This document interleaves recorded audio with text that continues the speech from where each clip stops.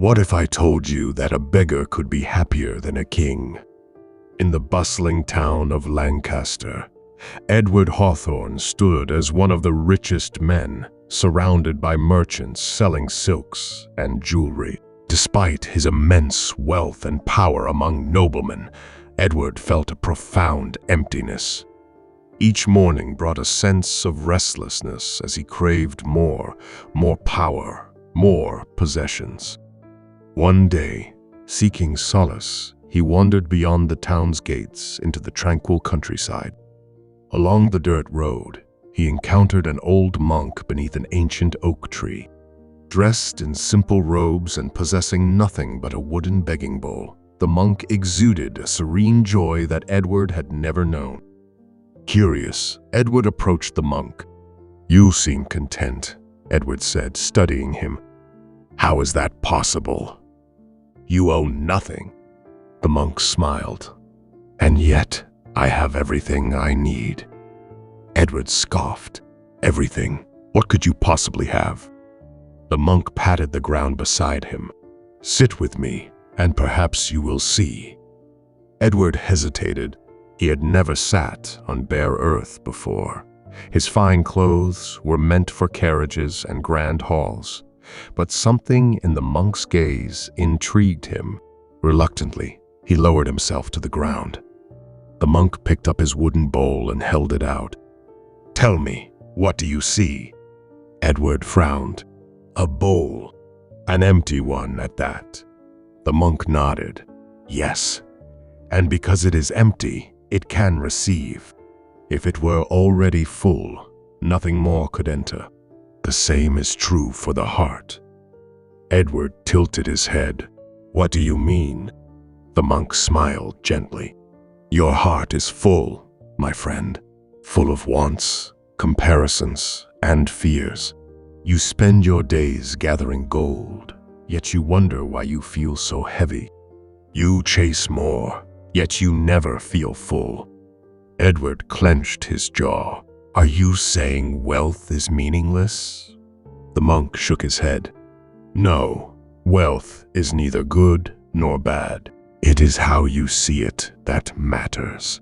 You believe your riches should bring you happiness, yet they bring you restlessness. You own everything, but in truth, you are owned by everything." Edward fell silent. The monk gestured toward the vast, open fields beyond the village. "I have nothing to lose, so I am free. I wake with the sun, walk where I please, and drink from the river with gratitude. Each meal is a feast, and each breath is a gift. And so, I am rich." Edward scoffed. "That is not richness. That is merely survival." The monk chuckled. "Tell me, Edward, when was the last time you ate a meal and truly enjoyed it?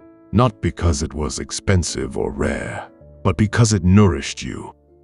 Edward opened his mouth to respond, but found he could not. He thought of the grand feasts in his mansion. He never ate out of hunger or gratitude, only out of habit. The finest meats, the rarest wines, yet it all felt the same now. The monk continued, "When was the last time you looked at the sky and simply admired its beauty without worrying about the future?" Edward's silence deepened. The monk placed a gentle hand on his shoulder.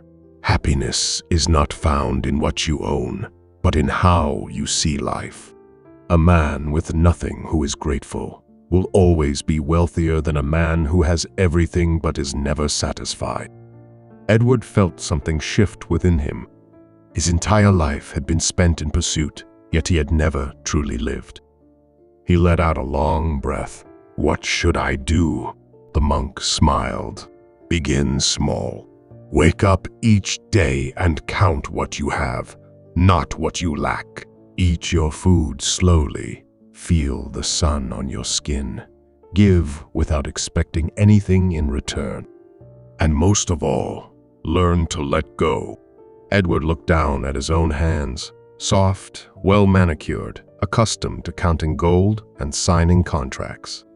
For the first time, they felt empty yet the idea of that did not frighten him. He reached into his robe and pulled out a gold coin. He offered it to the monk. "Here, not for charity, but because I feel like I should." The monk chuckled and accepted the coin. "Ah, now you are learning." Edward rose to his feet, brushing the dust from his robes. He looked at the world around him with new eyes, the blue sky, the chirping birds, and the laughter of village children.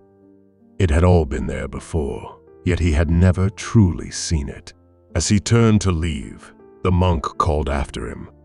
"Edward," he said, "remember, true wealth is not in gold, but in gratitude." Edward nodded, feeling lighter than he had in years.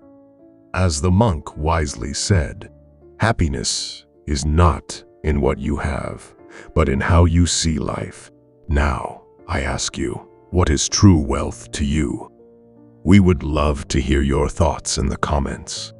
Don't forget to like and subscribe for more content like this.